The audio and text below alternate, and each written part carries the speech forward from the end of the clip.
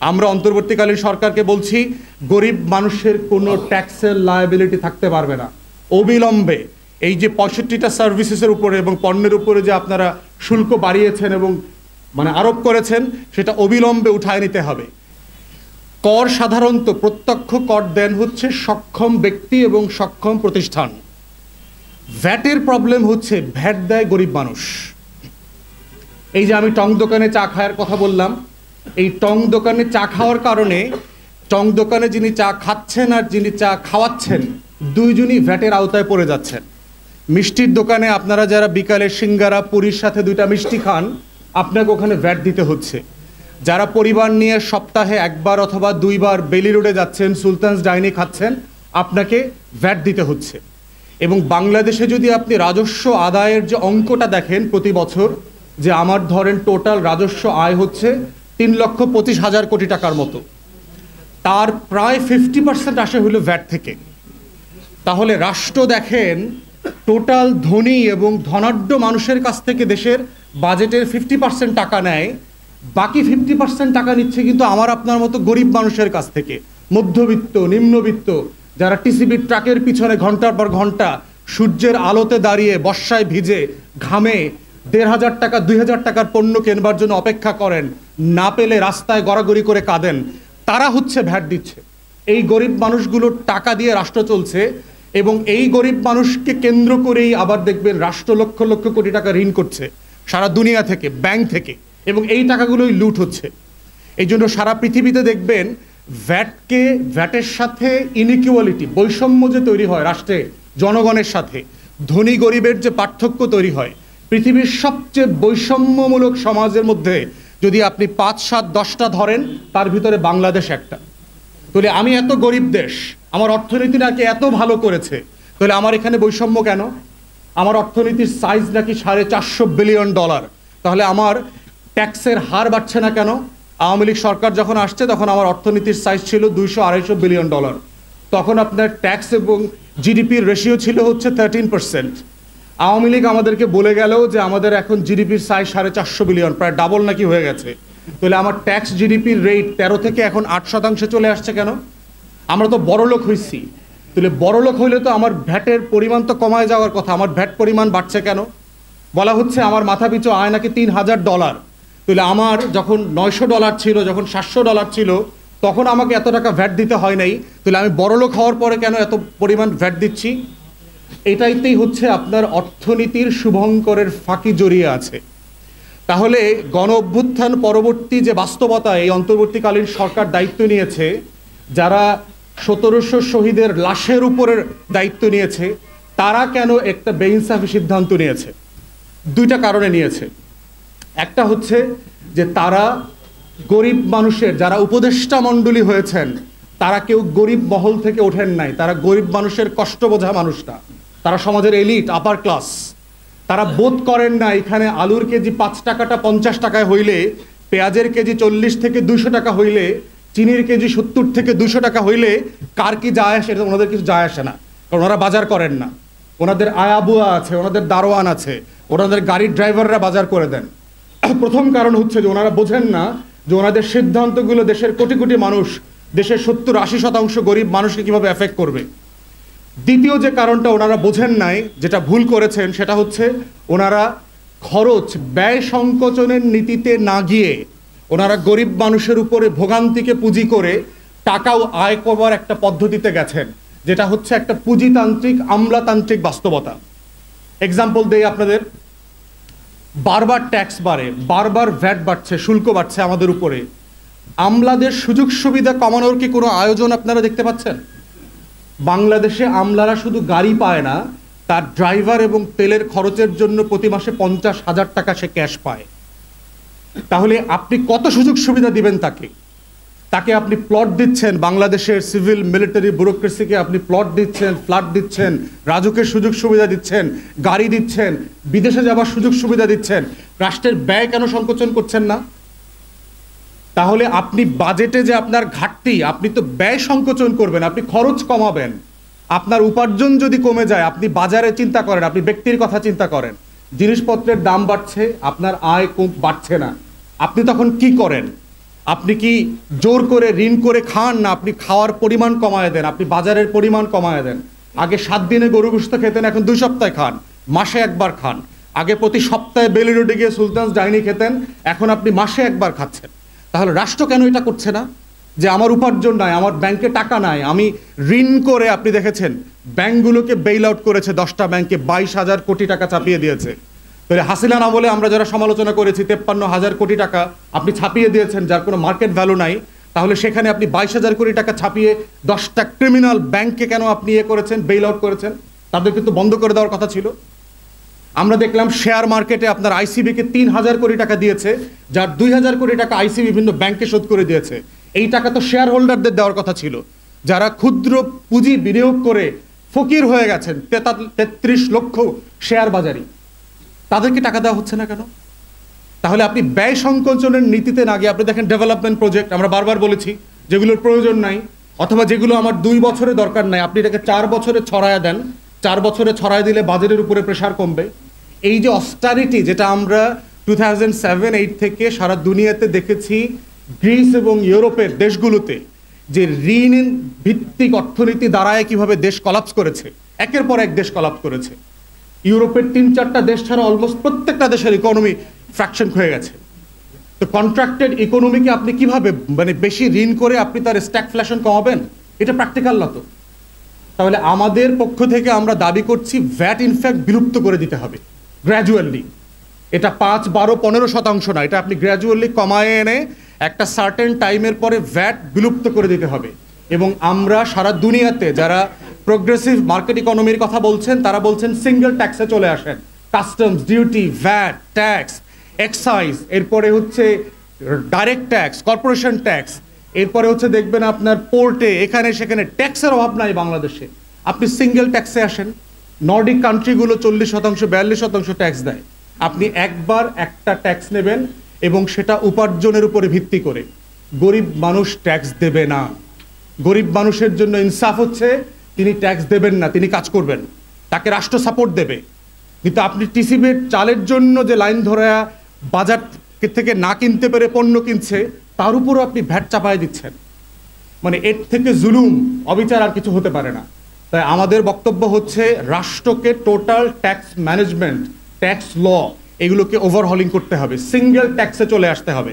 এটা আপনি বাড়ান, 20, 22, 15 কত করবেন, অংশীদারদের সাথে পরামর্শ করে সেটা করেন, আর কোনো ট্যাক্স থাকবে না। আর গ্র্যাজুয়ালি ভ্যাটকে আপনি যেটা যে পার্সেন্টেজে আছে এটাকে কমিয়ে 0-তে নিয়ে আসেন আগামী 5 বছরের ভিতরে। আমরা সিঙ্গেল ট্যাক্সের কান্ট্রিতে দেখতে চাই। দ্বিতীয়ত হচ্ছে সরকার তাহলে বলবে আমি বাজেট ডেফিসিট কিভাবে ম্যানেজ করব। আপনি ডেফিসিট বাজেট কেন করছেন? আপনার উপার্জন 3.5 লক্ষ কোটি টাকা, আপনি কেন 8 লক্ষ কোটি টাকার ফুটানি করছেন? একটা রাষ্ট্রকে এই যে ফুটানির ভিতর থেকে নিয়ে আপনি ব্যাংক্রাপ্ট করে গেলে একটা সরকার চলে গেল, এরপরে তার দায় কার? ঋণ নেয় কে? সরকারগুলো ঋণ নেয় কাকে বিক্রি করে, কাকে বন্ধক রেখে? সে IMF এবং ওয়ার্ল্ড ব্যাংক থেকে ঋণ নেয়। দলকে বন্ধক রেখে? আওয়ামী লীগকে বন্ধক রেখে ঋণ নিয়েছে, না 20 কোটি মানুষকে বিশ্ব ব্যাংক এবং IMF এর কাছে বন্ধক রেখে টাকা নিয়েছে? তাহলে আমাদের বক্তব্য হচ্ছে যে সরকার থাকবে আপনার দলকে বন্ধক রেখে ঋণ নেন, 20 কোটি মানুষকে বন্ধক রেখে ঋণ নিয়ে লুটপাটের যে বাণিজ্য, এই বাণিজ্যের অর্থনীতি থেকে আমরা বের হয়ে আসতে চাই। আমরা আয়ের ভিত্তিতে চলতে চাই, জনগণের টাকায় চলতে চাই। এত প্রবৃদ্ধি, এমপ্লয়মেন্ট নাই কেন? 40 লক্ষের উপরে শিক্ষিত গ্র্যাজুয়েট ছেলেমেয়েরা কেন বেকার? তাহলে আপনার স্ট্যাগফ্লেশন চলছে, যে আপনি শুধু দেখাচ্ছেন কৃত্রিমভাবে আপনার ইকোনমি বড় হচ্ছে, কিন্তু প্রবৃদ্ধি নাই, জব নাই, কর্মসংস্থান হচ্ছে না, এবং জেনুইন কোনো ডেভেলপমেন্ট আমরা রাস্তা দেখতে পাচ্ছি না। বরং দেখতে পাচ্ছি 16 থেকে 25 বিলিয়ন ডলার প্রতি বছর লন্ডার হচ্ছে, বাইরে চলে যাচ্ছে। তাই সামারি হচ্ছে, 2টা সামারি এবি পার্টির পক্ষ থেকে। একটা হচ্ছে সিঙ্গেল ট্যাক্সে আসতে হবে, গ্র্যাজুয়ালি ভ্যাট বিলুপ্ত করে দিতে হবে, সকল ট্যাক্স বিলুপ্ত করে দেন। দ্বিতীয়ত হচ্ছে অস্টারিটি মেজারে আসেন। আমার যে গভর্নমেন্টের সাইজ দেখেন, আমার 60টা মন্ত্রী, আমেরিকার ফেডারেল মিনিস্ট্রি হইল 16টা 17টা। আপনি কি আমেরিকার থেকে বড়লোক দেশ হয়ে গেছেন? আপনার এত মন্ত্রী লাগবে কেন? এত সচিবালয় লাগবে কেন? এক সচিবালয়ে 4টা অধিদপ্তর আছে, কেন 4টা অধিদপ্তর লাগবে? তাহলে আবার মন্ত্রণালয় কেন দরকার? আপনি একই কাজ 4টা ডিপার্টমেন্টকে দিয়ে করাচ্ছেন। জাপানে সে 4th 5th লার্জেস্ট ইকোনমি, তার মিনিস্ট্রি হচ্ছে 11টা। আপনার কেন 60টা মন্ত্রণালয় লাগবে? আপনার অধিদপ্তর, তারপরে অটোনমাস বডি মিলায় রাষ্ট্রের প্রায় ৮০-৮৫টা সংগঠন আছে। এত বড় গভর্নমেন্ট তো আমার দরকার নাই। বাংলাদেশের মতো অর্থনীতিতে আমার এর 1/10 ওয়ার্কফোর্স দিয়ে এই রাষ্ট্র চালানো সম্ভব। এবং এটাই হচ্ছে ডিজিটাল বাটপারি, যেটা আওয়ামী লীগ করে দিয়ে গেছে। ডিজিটালাইজেশন মানেটা কি দেখেন, যে অ্যানালগ জমানাতে আওয়ামী লীগ যখন এসছে তখন আমার 12 লক্ষ সরকারি কর্মকর্তা কর্মচারী ছিল, এখন আমার এটা 19 লক্ষ সরকারি কর্মকর্তা কর্মচারী। তাহলে ডিজিটাল হইলে তো কাজের সংখ্যা, ওয়ার্কফোর্স তো কমার কথা, আমার তো 12 লাখ তো 6 লাখে চলে আসার কথা। তাহলে এটা 1.5 গুণ বাড়লো কেন, 19 লাখে গেল কেন? তাহলে রাষ্ট্র যেটা হয়েছে ডিজিটাল হয় নাই, রাষ্ট্র হচ্ছে অ্যানালগ এবং ডিজিটালের একটা খিচুড়ি হয়েছে, যেখানে এখন আপনার প্রত্যেকটা ফর্ম কম্পিউটারে ফিল আপ করতে হয়, ওইটা প্রিন্ট করে আবার ফিজিক্যালি গিয়ে ফাইলে জমা দিয়ে আসতে হয়। এই হচ্ছে বাংলাদেশের ডিজিটাইজেশন যেটা হয়েছে। তাহলে এই ব্যয় সংকোচনের জায়গায় নীতিতে আসতে হবে রাষ্ট্রকে, তা না হলে ঋণ করে ঘি খাওয়ার যে পুঁজিবাদী অর্থনীতি এবং লুটপাটের অর্থনীতি চালু হয়েছে, এই অর্থনীতি থেকে দেশ বের হয়ে আসতে পারবে না। আমরা অন্তর্বর্তীকালীন সরকারকে বলছি, গরিব মানুষের কোনো ট্যাক্সের লায়াবিলিটি থাকতে পারবে না। অবিলম্বে এই যে 65টা সার্ভিসেসের উপরে এবং পণ্যের উপরে যে আপনারা শুল্ক বাড়িয়েছেন এবং আরোপ করেছেন, সেটা অবিলম্বে উঠায় নিতে হবে। এবং আপনারা আয়ের পথ খোঁজেন, ব্যয়ের পথ খোঁজেন, লুটপাট বন্ধ করেন। এখনও লুটপাট বন্ধ হয় নাই। যত পরিমাণ টাকা সাবসিডি দেওয়া হচ্ছে ওই লুটেরাদেরকে দেওয়া হচ্ছে। স্টক এক্সচেঞ্জের কমিশন যে চেয়ারম্যান, তারপরে হচ্ছে পুঁজিবাজারে যাদেরকে চেয়ারম্যান করা হয়েছে, সিচুয়েশন হ্যান্ডেল করতে পারছে না। তো একের পর আমরা দেখতে পাচ্ছি যে রং সিদ্ধান্ত, ভুল সিদ্ধান্ত। আজকে দেখলাম আপনার রুবায়াত শিবলি, যে সাবেক সিকিউরিটি এক্সচেঞ্জ কমিশনের চেয়ারম্যান ছিল, তাকে একজন উপদেষ্টা এত পরিমাণ শেল্টার দিচ্ছে যে সে এখন ঢাকা বিশ্ববিদ্যালয় ক্যাম্পাসে বিট দর্পে পতিত ছাত্রলীগের নেতাদের মতো ঘুরে বেড়াচ্ছে। সে অ্যারেস্ট হচ্ছে না, তার বিরুদ্ধে এতগুলো মানি লন্ডারিংয়ের মামলা হয়েছে, কিন্তু তাকে কেউ গ্রেফতার করছে না। তো এই বাস্তবতাগুলো থেকে আমরা চাই রাষ্ট্র গণ অভ্যুত্থানের স্পিরিটে ফিরে আসুক। সাম্য, মানবিক মর্যাদা এবং সামাজিক সুবিচারের ভিত্তিতে যে অর্থনীতি আমরা দরকার, গরিব মানুষের বেঁচে খেয়ে সম্মানের সাথে বাঁচার অর্থনীতি, সেই অর্থনীতি আমরা ফেরত চাই। কর্মসংস্থানের অর্থনীতি ফেরত চাই। এফডিআই, ফরেন ইনভেস্টমেন্ট আসুক, সেই অর্থনীতি ফেরত চাই। এবং সেজন্য আমলাতন্ত্রকে আপনারা কাটেন, ছোট করেন, সাইজ কমায় নিয়ে আসেন। ওখানে ব্যয় সংকোচন করলে দেখবেন যে আপনার আমলাদের পিছনে আমাদের বেতনে প্রায় 1 লক্ষ কোটি টাকার উপরে খরচ হয়ে যায়, হিউজ কস্ট। সেখান থেকে আপনি করেন, টাকা বাঁচান। 1 লক্ষ কোটি টাকা মানে হচ্ছে $10 বিলিয়ন সেভ করবেন ওখান থেকে। আপনি IMF এর $1 বিলিয়ন জন্য জনগণের উপরে 65টা আইটেমে ভ্যাট বসায় দিলেন। আপনি সচ্ছল মানুষের উপরে না বার্ডেন দিবেন? আপনি গরিব মানুষের উপরে কেন বার্ডেন দিচ্ছেন?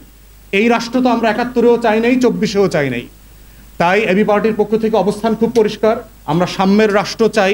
পলিসিগুলোতে সাম্য, মানবিক মর্যাদা এবং ইনসাফ রিফ্লেক্টেড হবে, তেমন একটা রাষ্ট্র আকাঙ্ক্ষা করছি। এবং অবিলম্বে অংশীদারদের সাথে পরামর্শ না করে, ব্যবসায়ীদের সাথে পরামর্শ না করে যে অবৈধ, অপ্রাসঙ্গিক, অযৌক্তিক সিদ্ধান্ত নেওয়া হয়েছে সেটা বাতিল করা হোক। আমরা যারা টং দোকানে চা খাই, আপনি জানেন যে 1 কাপ চা হচ্ছে এখন অ্যাভারেজ 10 টাকা নেয়।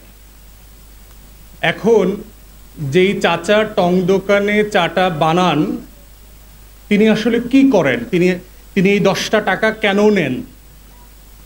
প্রথম যে কারণে উনি টাকাটা নেন, আপনাকে যা খাওয়ানো হচ্ছে এর অনেকগুলো জিনিস উনি নিজে উৎপাদন করেন না, ওনাকে কিনতে হয়েছে। যেমন ধরেন, ওনাকে ফিল্টারের পানিটা কিনতে হয়, ওনাকে চা পাতাটা কিনতে হয়, ওনাকে দুধটা কিনতে হয়, ওনাকে চিনিটা কিনতে হয়।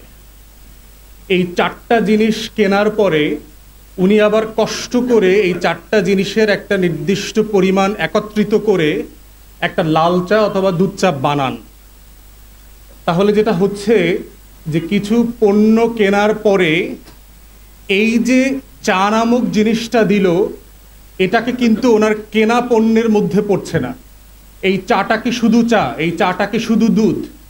এই কাপের চাটা কি শুধু চিনি? এই কাপের চাটা কি শুধু গরম পানি? এই কাপের চাটা কিন্তু একটা আলাদা একটা আইটেমে পরিণত হয়েছে। তাহলে ওই টং দোকানের চাচা কি করলেন? 4-5টা জিনিস একত্রিত করে ওনার সময়, ওনার শ্রম, ওনার মেধাকে এখানে যোগ করে উনি একটা ভ্যালু অ্যাড করলেন। উনি চায়ের সাথে কিছু ভ্যালু অ্যাড করেছেন, গরম পানির সাথে কিছু ভ্যালু অ্যাড করেছেন, চিনির সাথে কিছু ভ্যালু অ্যাড করেছেন, দুধের সাথে কিছু ভ্যালু অ্যাড করেছেন।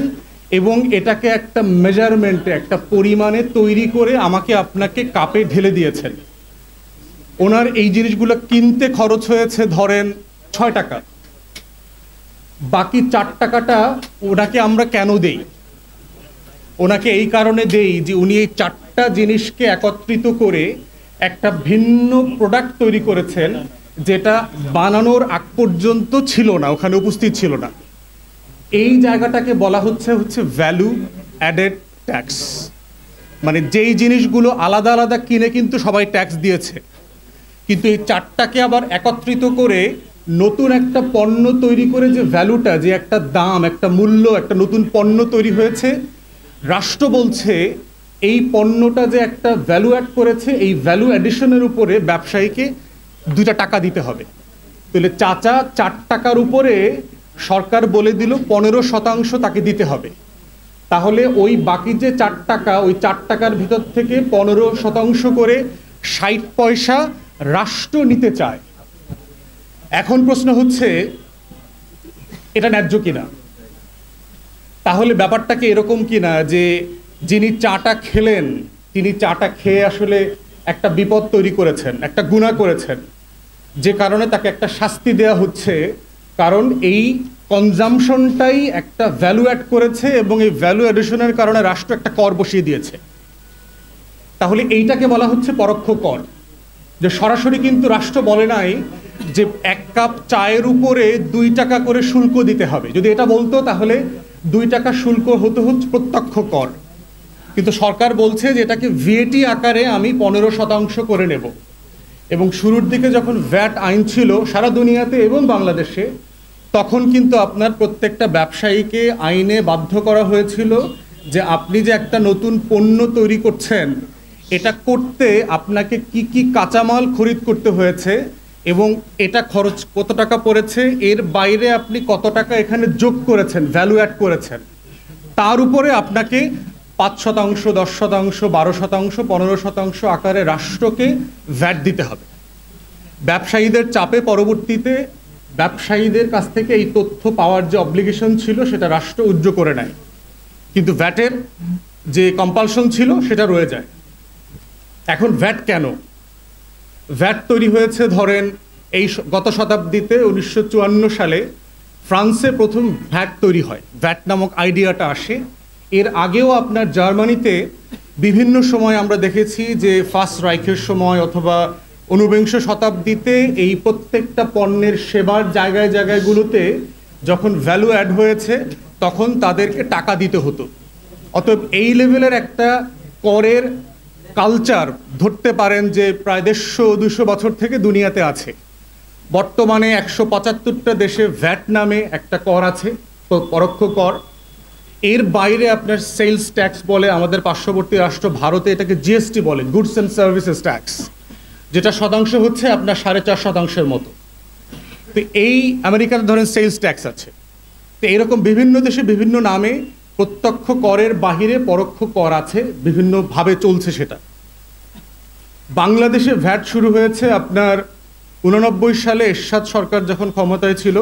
আপনারা যারা হিস্ট্রি পড়েছেন, ওই বছর একটা প্রলয়ঙ্করী ঝড় হয়েছে, বন্যা হয়েছিল 89। মুরব্বীদেরকে জিজ্ঞেস করলে আপনারা জানতে পারবেন। তো সেই ঝড়ের পরে আমাদের অর্থনীতি বেশ সংকটে পড়ে যায় এবং সেই সংকট থেকে উত্তরণের জন্য তখন বাংলাদেশ সরকার বিশ্বব্যাংক এবং IMF-এর সাহায্য চায় যে আমরা এখন এই অর্থনৈতিক সংকট মোকাবেলা করবার জন্য কি করতে পারি। তো 89 সালে আপনার IMF বিশ্বব্যাংকের একটা ডেলিগেশন বাংলাদেশে আসে। তারা এরশাদ সরকারের যারা অর্থমন্ত্রী ছিল, যারা সরকারের সাথে কাজ করতেন, তখন তারা তাকে অ্যাডভাইস করে যে তোমরা ভ্যাটকে ইন্ট্রোডিউস করতে পারো, এটা করলে তোমাদের আয়ের একটা জায়গা তৈরি হবে। এবং সেই ফর্মুলাকে মার্কেট অ্যাসেসমেন্ট, পরামর্শ সব কিছু মিলায়ে এটা বিল আকারে পার্লামেন্টে যেতে যেতে এরশাদ সরকারের পতন হয়।